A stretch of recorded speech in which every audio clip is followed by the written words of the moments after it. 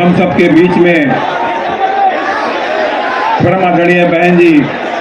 आ चुकी हैं। आप सभी लोग हमारे बहन जी का ताली बजा करके एक साथ स्वागत करेंगे, ताली बजा करके सभी लोग। और अब मैं प्रदेश के वरिष्ठ एवं प्रत्याशी मोहन सिंह यादव जी से आग्रह करता हूं कि मान्य बहन जी को बहुजन समाज पार्टी का प्रतीक चिन्ह हाथी दे करके, हाथी भेंट करके उन्हें स्वागत करेंगे।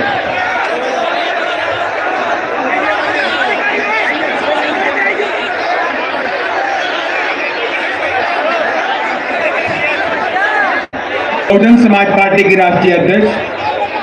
देश के सबसे बड़े सूबे उत्तर प्रदेश की 4 बार मुख्यमंत्री रही, पूर्व सांसद, आयरन लेडी, परम आदरणीय बहन, जिसे मैं आग्रह करता हूं कि हम सब लोगों को दिशा निर्देश देने की कृपा करें। आदरणीय बहन जी।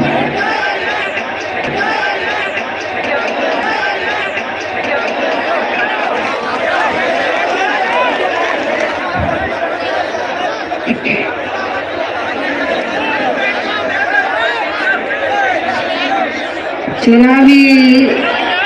जनसभा में इकट्ठा हुए बीएसपी के सभी छोटे बड़े पदाधिकारी एवं कार्यकर्तागण, आज आप लोग यहाँ अपने मध्य प्रदेश स्टेट में विधानसभा के लिए हो रहे आम चुनाव में अपने उम्मीदवारों के समर्थन में मुझे सुनने के लिए यहाँ इकट्ठा हुए हैं, तो उसके लिए मैं आप सभी लोगों का हार्दिक दिल से आभार प्रकट करती हूँ। और अब मैं सबसे पहले अपनी पार्टी के संबंध में ये कहना चाहूँगी कि हमारी पार्टी ये चुनाव आपके मध्य प्रदेश स्टेट की अधिकांश विधानसभा की सीटों पर पूरी तैयारी व दमदारी के साथ चुनाव लड़ रही है। अर्थात हमारी पार्टी ने इस चुनाव में यहाँ केवल गोंडवाना गणतंत्र पार्टी को छोड़कर अन्य किसी भी पार्टी के साथ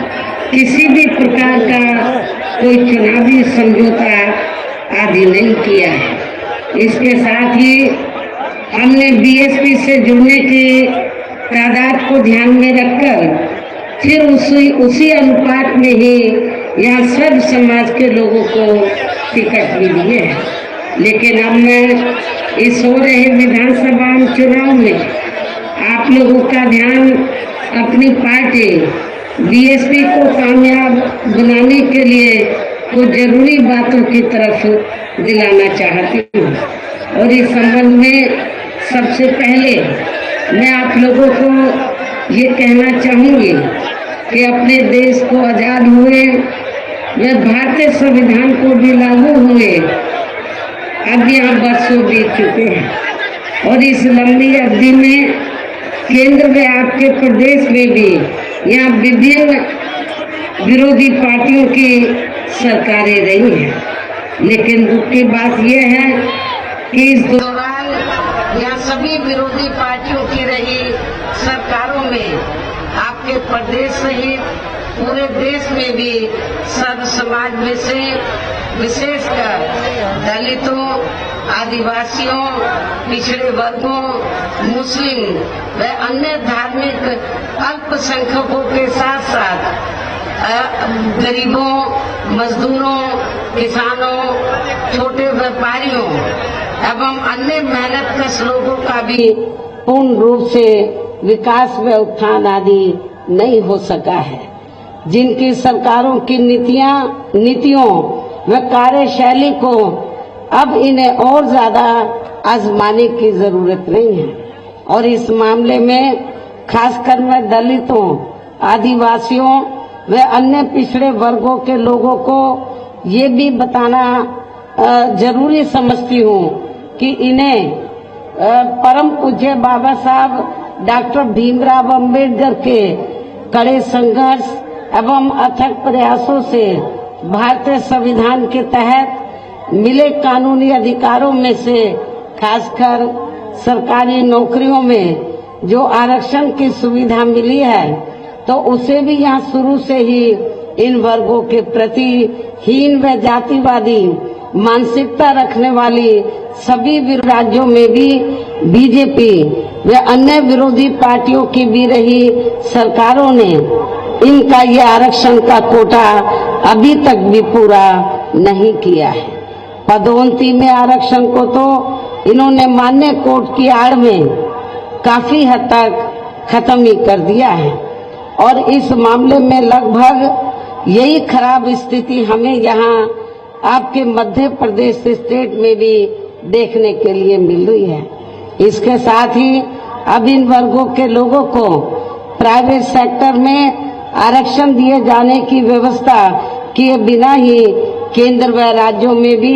ज्यादातर सरकारी कार्य यहाँ प्राइवेट सेक्टर के जरिए देश के अधिकांश बड़े बड़े पूंजीपतियों व धरना सेठों को ही दिए जा रहे हैं,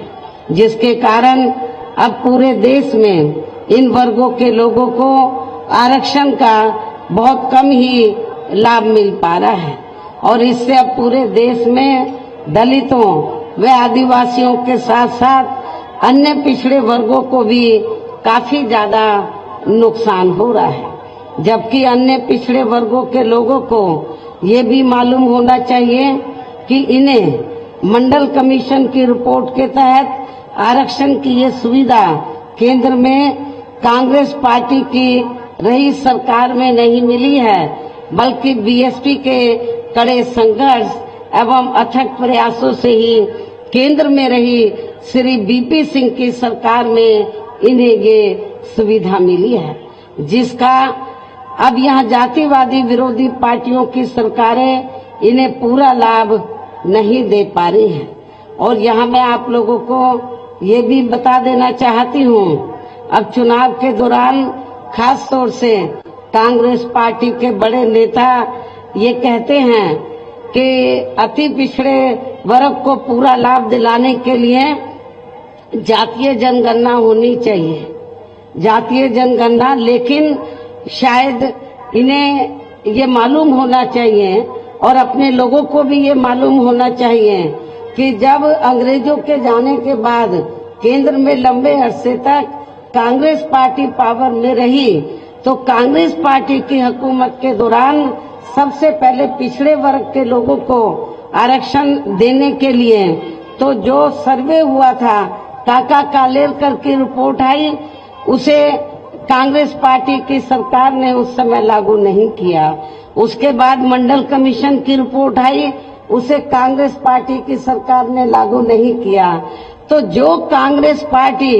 अति पिछड़े वर्गों की मंडल कमीशन की रिपोर्ट को जिसने लागू नहीं किया, काका कालेलकर की रिपोर्ट को लागू नहीं किया, आज वो चुनाव के दौरान पिछड़े वर्गों की वोट लेने के लिए जो बड़ी बड़ी बातें कर रहे हैं जातीय जनगणना की, मेरे ख्याल आप लोगों को इनकी हवाई बातों के बहकावे में नहीं आना चाहिए, खास तौर से पिछड़े वर्ग के लोगों को। और पिछड़े वर्ग के लोगों को जो आरक्षण की सुविधा मिली है, तो ये देन बीएसपी की है। बीएसपी के अथक प्रयासों से श्री बीपी सिंह की सरकार में तो ये सुविधा इन्हें मिली है। इसके साथ ही श्री बीपी सिंह की सरकार में इन वर्गों के मसीहा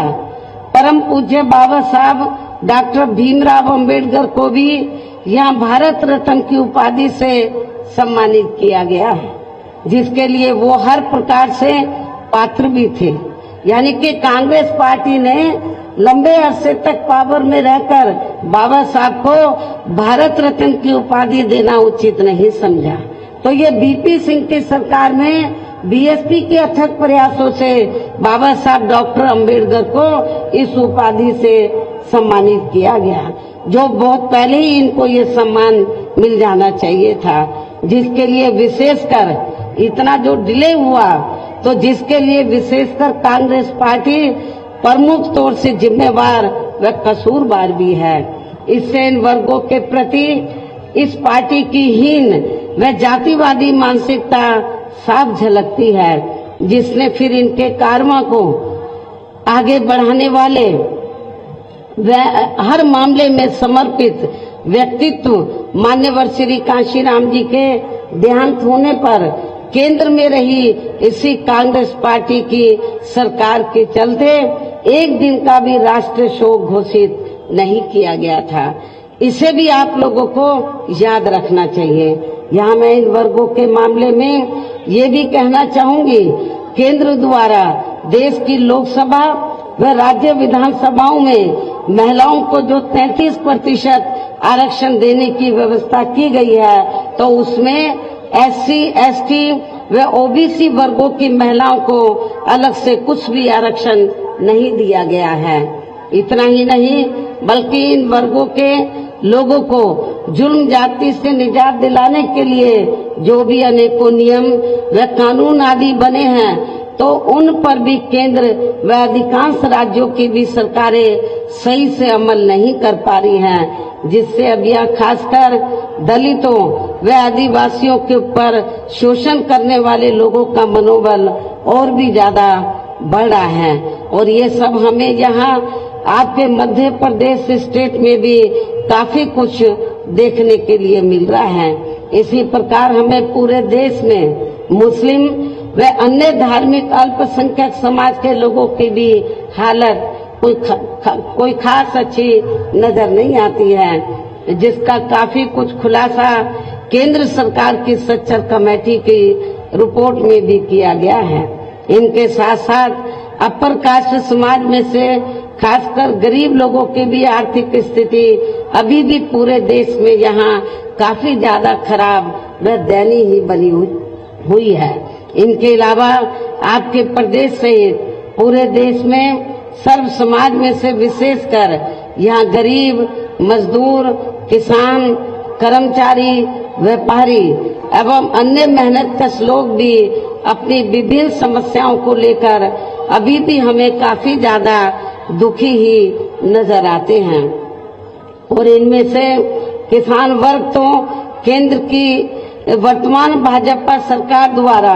बनाई गई गलत नीतियों के कारण काफी ज्यादा परेशान व आंदोलित भी रहा है। लेकिन इन सब की मुख्य वजह हमारी पार्टी केंद्र व आपके मध्य प्रदेश स्टेट में भी यहाँ अब तक रही सभी विरोधी पार्टियों की सरकारों की जातिवादी, पूंजीवादी व संकीर्ण मानसिकता के तहत बनाई गई उनकी गलत नीतियों एवं गलत कार्य प्रणाली को ही काफी हद तक जिम्मेवार मानकर चलती है। और इस मामले में खासकर इनकी गलत आर्थिक नीतियों की वजह से ही आए दिन यहाँ पूरे देश में गरीबी, बेरोजगारी व महंगाई आदि भी काफी ज्यादा बढ़ रही है। हालांकि इस मामले में शुरू से ही हमारी पार्टी केंद्र व राज्य सरकारों से भी हर स्तर पर ऐसी नीति अपनाने की लगातार ये मांग करती आ रही है कि देश में कुछ गिने चुने पूंजीपतियों व धन्ना सेठों का विकास होने की बजाय बल्कि यहाँ गरीब व आम लोगों का ही विकास होना चाहिए।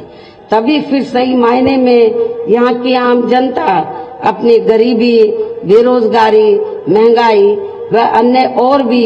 समस्याओं से काफी हद तक निजात पा सकती है। इसके साथ साथ अब अपने देश में भ्रष्टाचार भी हर स्तर पर काफी ज्यादा बढ़ा है, जिससे आपका खुद का अपना मध्य प्रदेश स्टेट भी अछूता नहीं रहा है।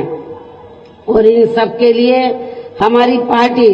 आजादी के बाद से लेकर अभी तक केंद्र व देश के अधिकांश राज्यों में तथा आपके खुद के अपने मध्य प्रदेश स्टेट में भी ज्यादातर सत्ता यहाँ गलत पार्टियों में से खासकर कांग्रेस, बीजेपी व इनकी सहयोगी पार्टियों के हाथों में ही आने को मानकर चलती है। और इन सभी विरोधी पार्टियों को हमारी पार्टी इसलिए भी जिम्मेवार मानकर चलती है क्योंकि आजादी के बाद से लेकर अभी तक लगभग ये सभी विरोधी पार्टियां केंद्र व देश के अधिकांश राज्यों में भी ज्यादातर यहाँ बड़े बड़े पूंजीपतियों व धन्ना सेठों की ही आर्थिक मदद से सत्ता में आती रही हैं। और सत्ता में आ जाने के बाद फिर ये पार्टियां अधिकतर मामलों में अपनी आर्थिक एवं अन्य सभी नीतियां यहाँ आम जनता की समस्याओं को दूर करने के हिसाब से त्याग नहीं करती हैं, बल्कि देश के उन बड़े बड़े पूंजीपतियों व धन्ना सेठों को फायदा पहुंचाने के हिसाब से अपनी अधिकांश नीतियां तैयार करती हैं, जिनके धन व बल से चुनाव लड़कर ज्यादातर ये पार्टियां केंद्र व आपके राज्य सहित देश के अन्य राज्यों में भी अभी तक यह सत्ता में आती रही हैं, जिसके कारण अब पूरे देश में व आपके खुद के अपने प्रदेश में भी अभी भी हमें यहाँ सर्व समाज के लोग अधिकांश मामलों में अपनी विभिन्न समस्याओं को लेकर काफी ज्यादा दुखी व परेशानी नजर आते हैं, जबकि पूरे देश में बीएसपी ही अकेली एक ऐसी पार्टी है जो विरोधी पार्टियों की तरह देश के बड़े बड़े पूंजीपतियों व धन्ना सेठों की आर्थिक मदद से नहीं, बल्कि अपनी पार्टी के ही आम कार्यकर्ताओं की आर्थिक मदद से चुनाव लड़कर यहाँ केंद्र के सबसे बड़े प्रदेश उत्तर प्रदेश में 4 बार हमारी पार्टी ने अपने नेतृत्व में यहाँ सरकार भी बनाई है और हमने अपनी सभी चारों रही सरकारों में अपनी पार्टी की विचारधारा एवं सिद्धांतों के तहत चलकर वैसे तो यहाँ सर्व समाज के हितों का पूरा ध्यान रखा है, लेकिन सभी मामलों में प्राथमिकता पहले हमने वहाँ सर्व समाज में से विशेषकर उन दलितों, आदिवासियों, पिछड़े वर्गों, मुस्लिम व अन्य धार्मिक अल्पसंख्यक समाज के लोगों को तथा गरीब एवं असहाय लोगों को ही दिया है, जिनके यहाँ हर मामले में व हर स्तर पर सभी विरोधी पार्टियों की रही सरकारों में उनकी हीन, जातिवादी, संकीर्ण व पूंजीवादी सोच होने के कारण काफी ज्यादा उपेक्षा की गई है। इसके साथ साथ हमने उत्तर प्रदेश में गरीब एवं बेरोजगार लोगों को दूसरी पार्टियों की रही सरकारों की तरह मामूली सा बेरोजगारी भत्ता न देकर उन्हें बड़ी तादाद में सरकारी व गैर सरकारी क्षेत्रों में स्थायी रोजगार भी उपलब्ध कराए हैं। साथ ही गरीब भूमिहीन लोगों को खेती करने के लिए उन्हें फ्री सरकारी जमीन भी दी है, जिससे वहाँ लाखों गरीब लोगों को फायदा पहुंचा है। इसके अलावा हमारी पार्टी की रही सरकार ने वहाँ विभिन्न क्षेत्रों में लगे लोगों के साथ साथ छात्रों, युवाओं, महिलाओं व बुजुर्गों आदि के हितों में भी अनेकों महत्वपूर्ण व ऐतिहासिक कार्य किए हैं, जिनसे उन्हें काफी ज्यादा लाभ पहुंचा है। और अब विरोधी पार्टियां उसकी नकल तो कर रही हैं, लेकिन नीयत साफ नहीं है, उसका फायदा बिल्कुल सही मायने में पहुंचाने में वो सक्षम नहीं है। साथ ही हमने उत्तर प्रदेश में सर्व समाज के लोगों के ऊपर किसी भी प्रकार की कोई जुल्म जाति आदि भी नहीं होने दी है, बल्कि हमारी पार्टी की रही सरकार ने वहाँ जुल्म जाति करने वाले लोगों को बिना कोई देरी किए हुए उन्हें तुरंत ही जेल की सलाखों के अंदर भेजा है, जहां हमारी सरकार में उनकी सही व असली जगह होती है, जिसकी यहाँ के प्रदेश में भी काफी सख्त जरूरत है। इतना ही नहीं, बल्कि हमारी पार्टी की रही सरकार ने यहाँ अपने देश में दलित एवं अन्य पिछड़े वर्गों में समय समय पर जन्मे हमारे महान संतों, गुरुओं व महापुरुषों में भी खासकर महात्मा ज्योतिबा फुले, छत्रपति शाहू जी महाराज, श्री नारायण गुरु, बाबा साहब डॉक्टर भीमराव अम्बेडकर एवं मान्यवर श्री कांशीराम जी आदि को भी विभिन्न रूपों में पहली बार वह पूरा आदर सम्मान दिया है, जिन्हें विरोधी पार्टियों के लोग अभी तक भी आसानी से पचा नहीं पा रहे हैं। इस प्रकार से उत्तर प्रदेश में हमारी पार्टी ने अपने सभी चारों रहे शासन काल के दौरान व हर मामले में व हर स्तर पर सर्व समाज के लोगों को काफी बेहतरीन सरकार दी है। और यदि आप लोग भी यहाँ अपने मध्य प्रदेश स्टेट में आम जनहित के खासकर कमजोर एवं उपेक्षित वर्गों के हितों में ऐसे ही कार्य करना चाहते हैं तो ऐसे ही आप लोग कार्य करना चाहते हैं। इसके साथ ही आपके प्रदेश की जनहित से जुड़ी जो भी यहाँ स्थानीय समस्याएं हैं तो उन्हें भी दूर करना चाहते हैं तो फिर आप लोगों को भी उत्तर प्रदेश की तरह ही यहाँ अपने मध्य प्रदेश स्टेट में भी अपनी पार्टी को हर मामले में मजबूत बना के या अपनी खुद की सर्वजन हिताय सर्वजन सुखाय की नीतियों पर आधारित सरकार बनानी होगी। जिसके लिए अब आप लोगों को यहाँ अपने मध्य प्रदेश स्टेट में इस समय विधानसभा के लिए हो रहे आम चुनाव में अपनी पार्टी का बेहतर रिजल्ट लाना होगा। और इसके लिए आप लोगों को वोट पड़ने तक यहाँ सत्ताधारी पार्टी व अन्य सभी विरोधी पार्टियों के साम दाम दंड भेद आदि हथकंडों से भी जरूर सावधान रहना है। और इस मामले में खासकर आप लोगों को विरोधी पार्टियों के जारी किए गए उनके हवाई व प्रलोभन भरे चुनावी घोषणा पत्रों आदि के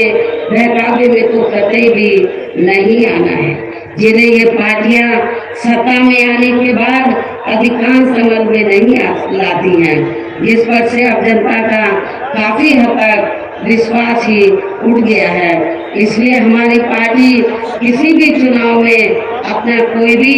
चुनावी घोषणा पत्र आदि जारी नहीं करती है। वैसे भी हमारी पार्टी कहने में बहुत कम बल्कि कार्य करके दिखाने में ही ज्यादा विश्वास रखती है, अर्थात जो कहती है तो उसे करके भी दिखाती है। और ये सब हमने उत्तर प्रदेश में करके भी दिखाया है। और अब मेरा यही कहना है कि आप लोगों को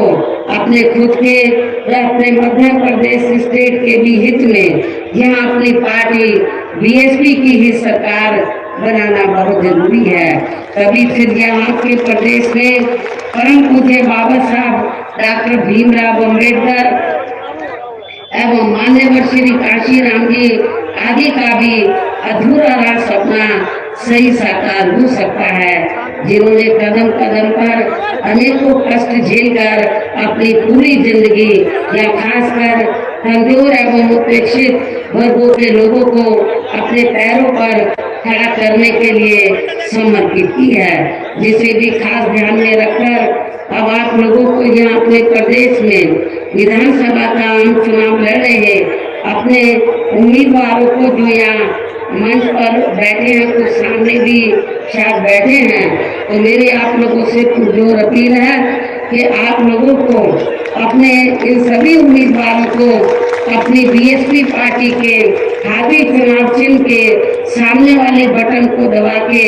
इनको जरूर कामयाब बनाना है, जिताना है। और इसके लिए आप लोगों को वोट पड़ने वाले दिन अब आप लोगों को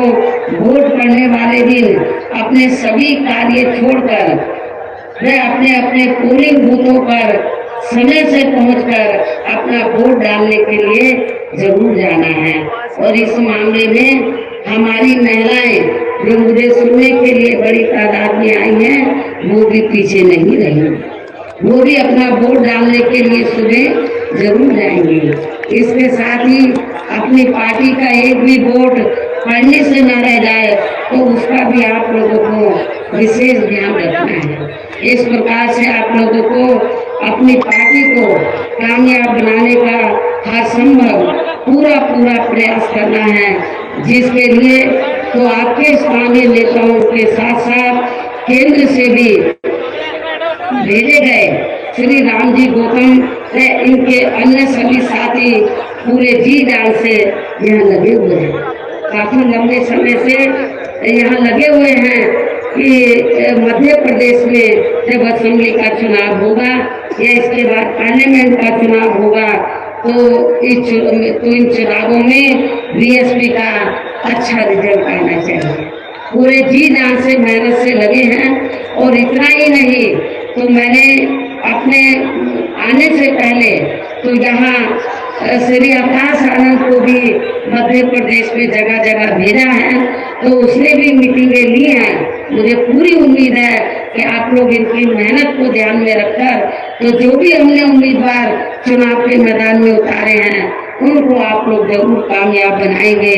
इस उम्मीद व खास अपील के साथ ही अब मैं अपनी बात यही समाप्त करती हूँ। जय भीम व जय भारत।